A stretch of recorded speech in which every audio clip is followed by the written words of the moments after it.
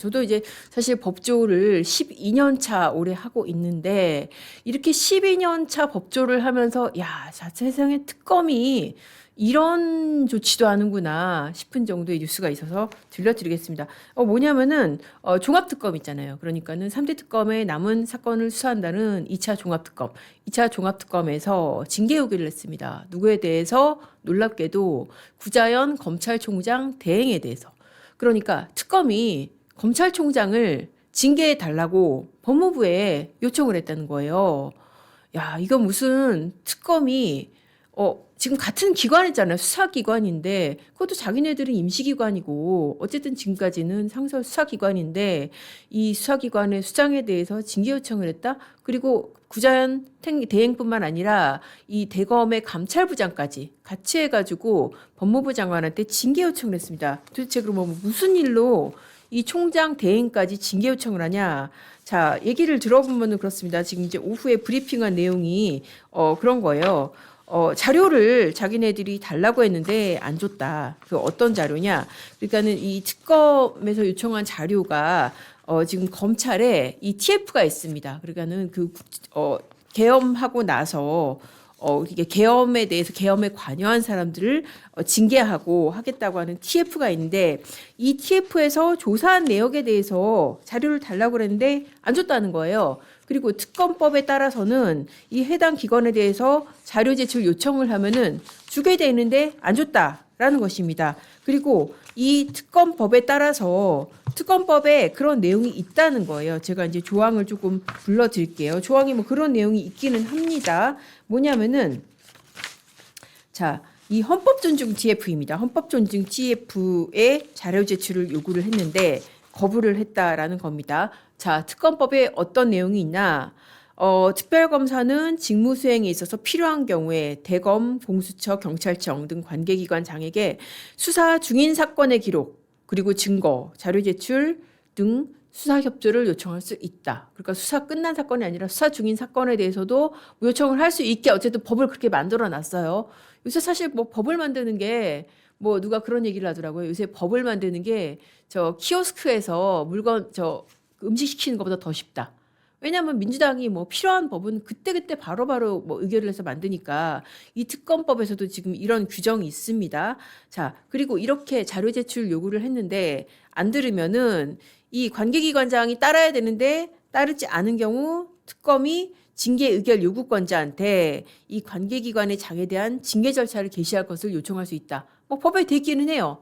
법에 돼 있는 거 하는데 뭐가 문제냐 그렇게 생각할 수는 있지만은 이게 사실 저는 현장을 지켜본 입장에서 굉장히 좀 어이가 없고 놀랍습니다. 왜냐하면은 기관 대 기관이잖아요. 그리고 특히나 특검은 뭐 임시기관이고 임시수사기관이고 그리고 검찰 같은 경우에 뭐 좀 있으면 문을 닫는다고 하지만은 어쨌든 수사와 기소를 총괄을 하는 기관인데 기관 대 기관의 관계에서 자료 안 냈다고 해서 해당 기관장을 갖다가 징계 요청을 한다?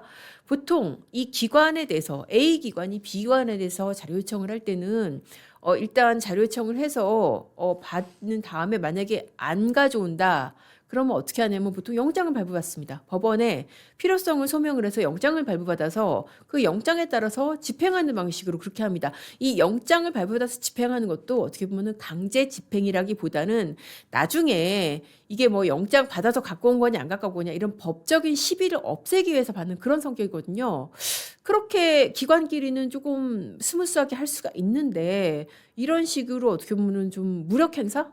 무력 시위? 뭐 그런 생각이 들거든요. 그렇게 굉장히 지금 강공을 취하고 있습니다. 도대체 왜 그럴까요?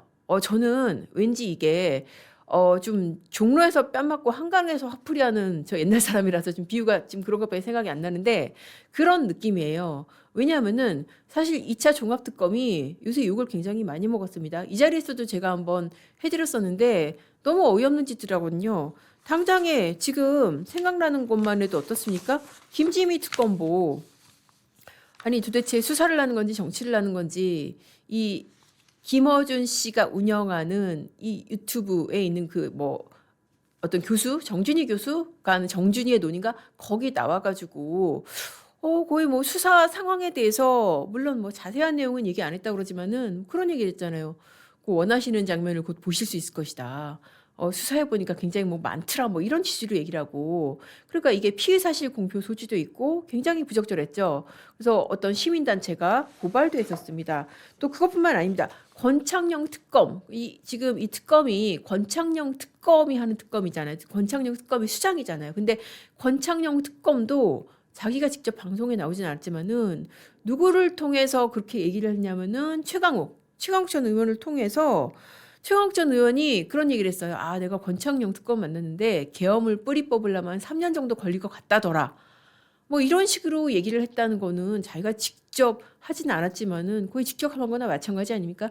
최강욱을 스피커로 해서 어떤 사건에 대한 뭐 방향성, 예단 이런 것들을 특검이 수사 중인 특검이 다 드러낸 것이고 그것뿐만 아니에요. 또 이제 이 비상계엄 외환 사건 수사를 맡은 김정민 특검보 이 사람 같은 경우에도 그 해병특검이 이 공소취소한 사건이 있었죠. 공소취소가 아니라 항소취하를 했는데 이 박정훈 대령의 지금 이제 승진했죠. 이 사람의 변호인이었어요. 그러니까 이 변호인인 사람이 이 비상계엄 관련 외환 관련 수사를 하게 되면은 이게 사실 지금 이 특검에서 임성근 전 사단장의 사건 그 구명로비 의혹 이것도 수사할 가능성이 있는데 이러면은 이해 충돌되는 거 아니냐. 자기가 과거에 변호했던 관련 사건에 대해서 자기가 특검보로서 수사하게 되는 거 아니냐. 그런 논란이 제기가 됐었고 또 그것도 있었잖아요. 그러니까 권영빈 특검보 같은 경우에 직접적으로 이게 문제가 돼서 결국은 이제 해당 사건에서 이제 배제가 됐죠. 이 쌍방울 대북송금. 여기서 이제 그 이화영 부지사 그 관련 사건 변호를 맡았고 2022년 대북송금 때는 이화영 전 부지사 소개로 방용철 전 부회장 사건 변호를 맡아서 여기에서 이제 그 진술이 이제 조금 뭐 바뀐 부분이 있는데 그 부분에 대해서 방용철 전 부회장이 진술 변경의 계기를 변호인이랑 상의했다 이제 그렇게 하고 보니까 그때 당시 변호인이 지금 이 권영빈 특검부였네. 그러면은 이 진술 변경에 관여한 거 아니야? 이런 의혹이 있는데 만약에 이제 지금 본인이 이 지금 쌍방울 회유 의혹 이 사건을 맡게 되면 이거 문제 아니냐, 이해 충돌 아니냐 그런 논란이 제기가 돼서 그 사건은 결국 손을 떼게 되고 이렇게 말도 많고 탈도 많은 게 2차 종합특검이었습니다.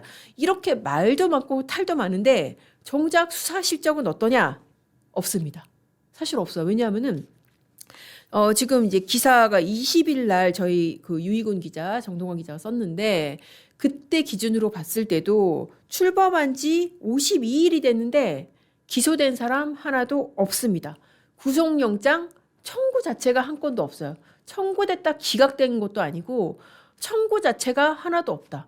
그러니까 이 특검이 여기저기서 좀 사고만 치고 시끄럽고 실적은 없는 이렇기 때문에 저희 조선일보에서도 사설을 통해서도 비판을 했었습니다. 도대체 특검이냐 정치하는 집단이냐 도대체 정체성이 의심스럽다라고 이렇게 여기저기서 욕을 먹었단 말이죠. 그러던 찰나에 오늘 나온 뉴스가 너네 자료 안 내나? 알았어. 너네 징계 요구할게. 이러고 지금 구자연 검찰총장 대행. 물론 이제 구자연 총장 대행도 사실 욕먹을 만하죠. 여러 가지 측면에서. 그렇지 않습니까? 지금 뭐 이게 비유가 적절한지 모르겠는데 자기 새끼들. 검사들이 수사를 했다는 이유로 도처에서 정말 그렇게 호되게 정말 고통을 당하고 있는데 거기에 대해서 제대로 말 한마디도 못하고 있어. 이 사람도 자기 역할 못하는 건 맞는데 그렇다고 해서 뭐 자료 안 냈다고 이렇게 총장 대행 그리고 감찰부장까지 징계를 갖다가 법무부에 요청을 하는 게 이게 맞느냐. 이거 종로에서 뺨맞고 한강에서 화풀이 하는 거 아니냐. 그런 생각이 들 수밖에 없습니다. 아무튼 이 사건의 경과 어떻게 흘러가는지 한번 두고 보시죠. 사실 뭐 대검으로서도 할 말이 있을 겁니다. 종합특검 징계 요구 당연히 그렇겠죠. 헌법상 영장주의 위배 유감. 그렇죠. 영장주의 위배 아닙니까? 왜냐하면은 사실 이게 헌법의 영장주의라는 게 뭐예요? 강제 수사는 영장에 의해서 하라는 거 아닙니까? 자료 제출도 마찬가지로 내가 자발적으로 자료를 하는데 이건 안 되겠어. 지금 제 조사도 안 끝났고 너무 민감한 정보가 많아. 그래서 안 되겠어. 라고 대검이 판단을 했으면은 종합특검 원칙적으로 어떻게 해야 됩니까? 영장 받아서 해야죠. 제가 아까 그렇게 말씀드렸잖아요. 그렇게 하면 되는데 그렇게 안 하고 너 법 어겼네? 너 징계 개시. 지금 이렇게 한 상황이란 말이에요. 그러니까 대검이 이거는 징계 요구가 헌법상 영장주의 위배다라고 유감 표명을 한 것입니다.